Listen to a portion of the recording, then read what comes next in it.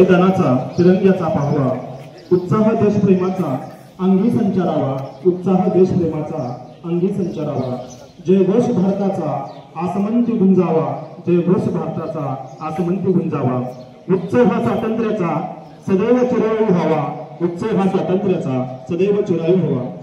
आदरणीय प्रमुख अतिथी, मान्यवर शिक्षक वृंद, विद्यार्थी मित्र, पत्रकार बांधव, माझ्या प्रिय विद्यार्थी मित्रांनो, आज 15 ऑगस्ट हा आपल्या भारताचा स्वातंत्र्य दिन।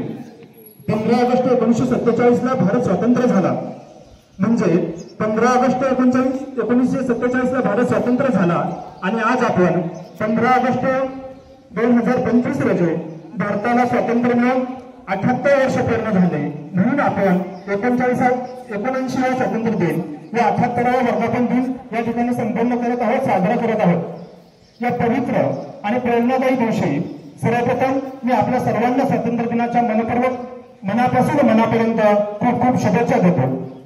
15 ऑगस्ट 1947 हा दिवस भारताच्या इतिहासात सुवर्ण अक्षरांनी लिहिला गेलेला दिवस। ब्रिटिश सत्तेपासून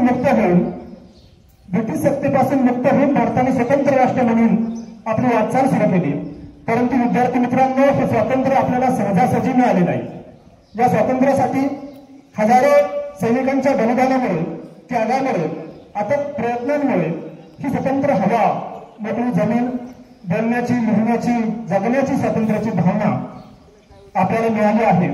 यासाठी महात्मा गांधी, पंडित जवाहरलाल नेहरू, सरदार वल्लभभाई पटेल, लोकमान्य टिळक, सुभाषचंद्र बोस अशा अनेक महान व्यक्तींनी त्यांच्या कार्याचा योगदान या देशासाठी दिलं आहे।